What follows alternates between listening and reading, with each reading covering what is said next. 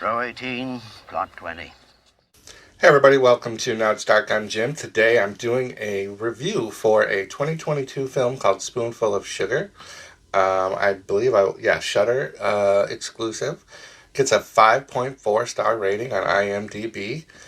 And this movie is a little out there. So this movie is not going to be for everyone. I actually really enjoy this type of movie, so it hit right for me. I watched it at the right time. I was in the right mental state of mind to be able to stay engaged with the movie. It revolves around a girl, Millie.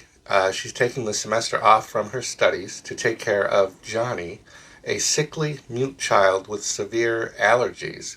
His mother, Rebecca, is an author, and his father, Jacob, is a carpenter. This was directed by Mercedes Bryce Morgan, written by Leah St. Marie, and starring Morgan Saylor as Millie, Kate Foster as Rebecca the mom, Michael Oliver as Jacob, and Danilo Corvetti as Johnny, the annoying screamer. His character is mute, and they have a unique situation with him. It's hard to find babysitter, so Millie kind of fits that role, and she does it really well. But that's because she's a little twisted. And she is drug induced through some of the movie, so there's like trigger warning for anybody who may be kind of sensitive to watching drug use, also self-harm, and masturbation. I wrote down masturbation as a trigger warning.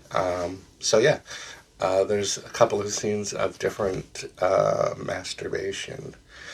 So the kid reminded me of the Babadook kid as far as like his look and the screaming. Thankfully, it wasn't as much in this movie as it was for the Babadook. So my notes go all over the place because, like I said, the movie is kind of all over. It starts right off with a kind of like a muted color scene. I'm not sure if this, and maybe I missed it, was set in the early 80s or something, but it did kind of have a look of not modern day feel to the lighting. The one complaint I did have, and I'm very sensitive to this, is when the sound quality isn't quite right, where there's not like a good balance between the level of the speaking voices and then the music in the background. They really focused on heavy music to create like suspenseful, dramatic scenes that didn't really need to be. They could have just let it be for me, anyways. Millie, she's on LSD, she has fantasies, she's got some weird deviant activities that I won't spoil for you. She does get the little kid involved in it. There's a lot of disturbing scenes. The kid is mute, so throughout the movie, we show the mother's growing frustration with her son being more in tune with Millie than than her son is with her. So that creates like a tension dynamic there, and then we have a sexual tension dynamic between the father and the babysitter. Go figure. So at one point the kid does actually speak. I guess that's a spoiler, huh? So it creates a real dramatic situation. So it goes into a lot of dark places. Millie is definitely cuckoo for Cocoa Puffs, but there is definitely a good end scene. There's like some twisty twists that I really didn't even see coming, and I was pretty engaged in the movie. Sometimes if I'm losing interest, I start not paying as close of attention, but this movie I stayed right through to the end.